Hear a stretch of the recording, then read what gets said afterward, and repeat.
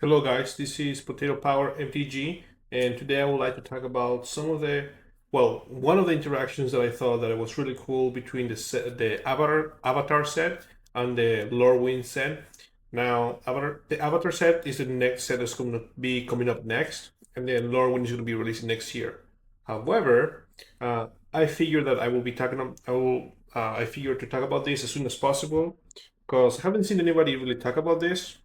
So I figure I might as well be like one of the first ones to bring it up to people's attentions, and that is the interaction between airbending and um, the Lorwyn elemental incarnations. So this is just an example with APA. It could be anything else that has airbending attached to it. So what is airbending? So when APA enters, airbend any number of other target non-land permanents you control, and that is exile them. Uh, well, well, each one is exile. Each owner may cast it for 2 rather than pay its mana cost. So that 2 is 2 generic mana, and it can be whatever. It can be any colors to cast it. And then whenever you cast a spell from exile, create that one. We don't care about that part. We care about airbending, which is just exiling our own creatures to then recast them later on for 2 of any mana. Now, why is that relevant? It is relevant because with emptiness, with emptiness, we have here a 4 and then white or black or white or black. When this creature enters, if white was spent to cast it, return to a creature with mana value 3 or less from your graveyard to the battlefield. If this creature enters, when this creature enters, if black was spent to cast it, put 3 -1/-1/-1 counters on up to 1 target creature, and it has a bulk for white or black, white or black. Now, what's really cool to keep in mind is, so let's say you cast Emptiness for its regular cost, it will be doing its effect of, if you pay 2 white, you will bring the turn creature card with mana value 3 or less from your graveyard to the battlefield, which is alright. And then if you do 2 black, you will get that effect. Now, what is important here is this part right here. If white was spent to cast it, what's really interesting is that it allows you, airbending allows you to cast it for 2 of any color. These two go well together because if you're using double white to recast your emptiness after you have airbended it, then you will still get a trigger because white was spent to cast it.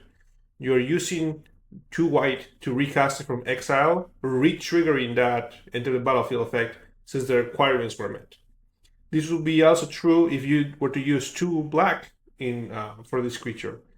If you use 2 black to pay that 2 colorless mana on airbending, then you will still get to put 3 -1/-1 counters on target creature.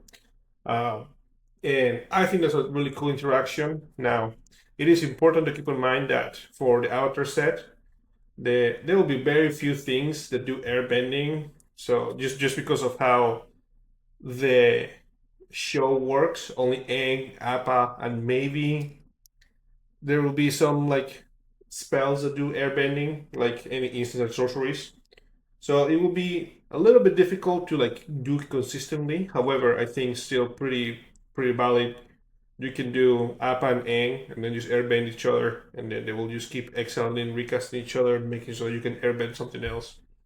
And I just wanted to bring it up. Any standard players might want to keep their eye on any really good cards that have airbend attached to them, so that you can do cool stuff with the incarnations.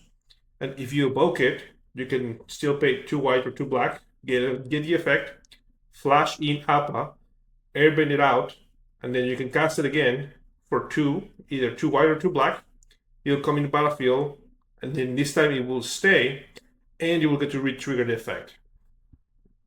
It is really expensive to do that. You will have to have 8 mana on 1 turn, or you can have 6 mana, evoke it, then flash in Appa when the evoke trigger of sacrificing goes on the stack, and then you will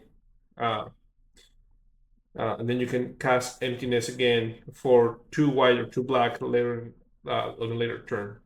It is really important to notice that you can do this with literally any of the incarnations. I am just choosing emptiness because it is one of the ones that you can pay white, and APA, or I mean any, I'm pretty sure every other card that has airbending on it will also be a white card.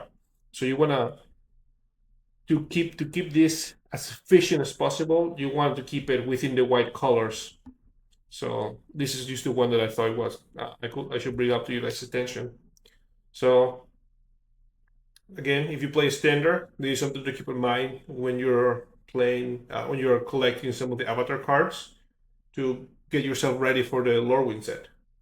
Uh, it is a little bit of slow of a combo, but hopefully standard will not be as fast of a format then, or you will have, I don't know, like some ways to like keep yourself alive.